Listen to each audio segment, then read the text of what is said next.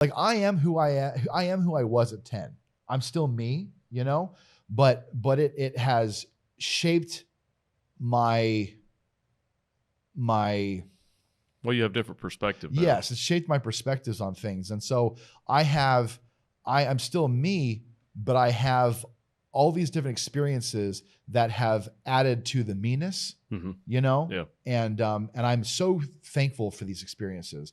Now, if you talked to me 5, 6, 7 years ago, I may not have said the same thing. Right. Because I was still so sad about everything else. Yeah, yeah. But I truly believe this, man. And I say this to people, man. I'm fired up. I say this to people all the time. I go, people who and you don't have to just graduate high school. This could be any point in your life, but especially when you're like just out of high school. I tell people, I go, what do you want to do? And they go, well, I want to go, you know, paint in New York, or I want to, or whatever the thing is. And I go, then you better go do it. Right. Yeah. Then you better go do it, because if you don't do this, if you don't do it now, then all the stuff that you maybe want to do later on, you won't do. It's almost like, it's like yesterday when I was telling you about when I wake up in the morning and I have to work out first thing. If I don't work out first thing, then the whole day's fucked. Yeah. And I can't, I'll eat, I'll go to fucking Sheets and I'll, you know, get a whatever fried because I've already screwed up, you know? I really do believe that when you first get out in the world, you're free to do it. You got to do it. Even if it doesn't pan out, you know that it's possible, and you started that momentum of your adult brain of being like, oh, okay, if I want to do something, I can just go do it. Yeah.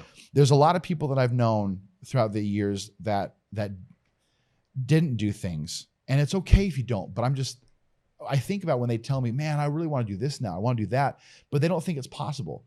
And it's because they never, at the time that you are so optimistic, you need to do that.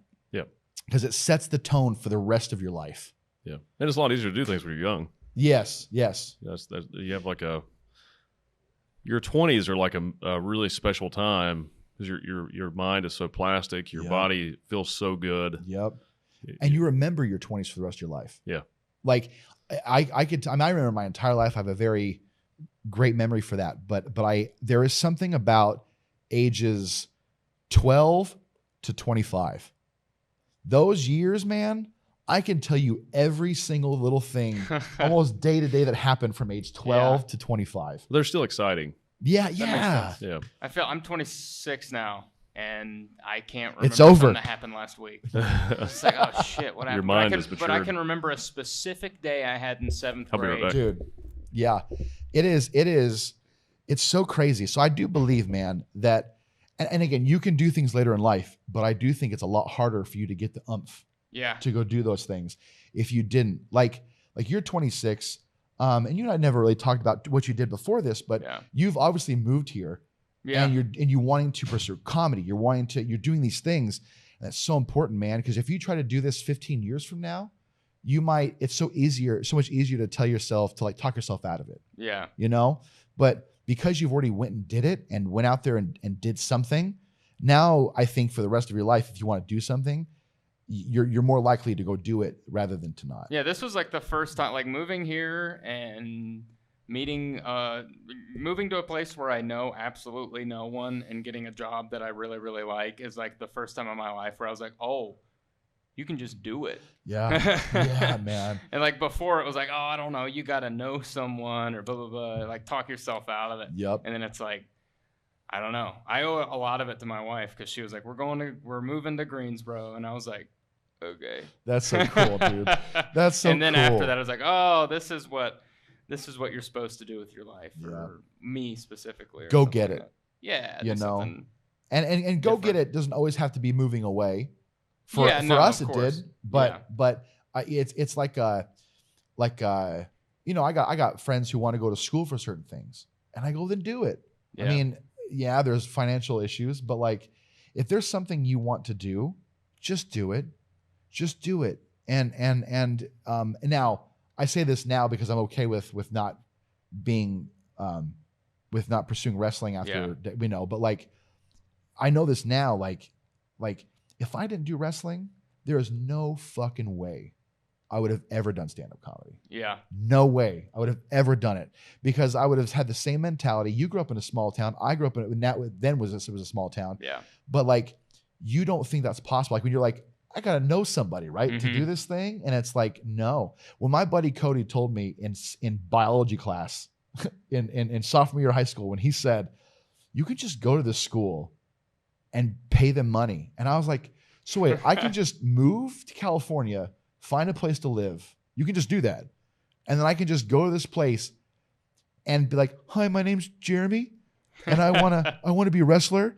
And they're going to be like, yeah, $500 right now. That's all I got to do. Yeah. Done. It's like, I don't know what it is. I think whether the thing you try to do ends up being a success or a failure or whatever. And I'm only fucking 26. So, but I feel like, that we talk ourselves out of doing stuff a lot because failure sounds scary. It sounds scary. And then like that thing when people are like, hey, you still wrestling? And it's just like, that's scary. Yeah. And like, hey, Seth, you still doing this, blah, blah, blah. And that's really, really scary to me. And then it's like, I think a big thing I'm learning being on my own out here and whatever is like, failure is not as scary as you think it is. Because like, how am I supposed to learn from anything if I don't know, everything works out. It's just like, it does. Because it doesn't all the time. And then when it doesn't, are you going to be like, well, I guess I'll fucking quit? Or are you going to be like, well, let's work on this and figure it out? And that was a big thing when I was younger. I was just like, well, I'm not good at this the first time I tried it. Guess I suck. Never going to do it again.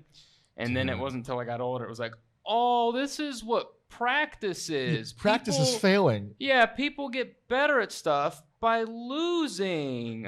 I don't know what it was that took so long to click, but like as a kid, I was like, oh, you're supposed to pick up a basketball and be really good immediately. Yeah, dude. And it's like, no, it's never been the case for anyone in history ever. What's the old saying? The master has failed more than the student has ever tried. Wow, yeah, that makes sense. And that's a good one. And I think that when you said that maybe failure isn't so scary, I think what we realize at that point is failure's not scary. It's the putting yourself out there. Yeah. To fail is scary. That's.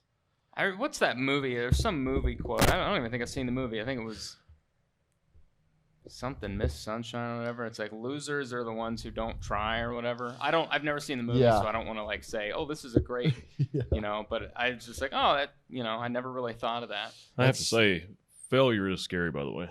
Yeah. Failure is terrifying. Yeah. I've failed. When there's a lot on the line, I've failed many times. And it's always, when there's a lot on the line, it's always scary. But it's also good for you, though. Yeah. Yeah. If you can overcome it and, you come out of it with a lot of new knowledge and understanding and perspective, and it really makes you a better person. It's sort of like it's like the hammer beating the sword, Impurities out of the iron. It's like every time we get on stage, we tell a joke and it bombs. You go, well, I'm not saying it like that again. Yeah. Well, I guess I learned. I'm not saying like that ever again. That's also a big thing too that taught me to get over like stuff not working immediately was comedy, because it was like, come back, do it again. Yeah. Different this time. Don't suck again. Yeah. And even if it sucks again, at least it was a different kind of suck. Yeah. Hopefully. Yeah. Hopefully. I've seen some people just keep doing the same one over and over again. Yeah. It's always the same. It's not going to change if you don't change it. Yeah. Yeah. And that's a big thing for me with like a lot of figuring out adult stuff. Oops. See, I just failed right now. I hit the wrong button. I had a camera on an empty seat. We're all right. Nobody died. You know what? You learned from that, didn't you? We learned. Yeah. Yeah.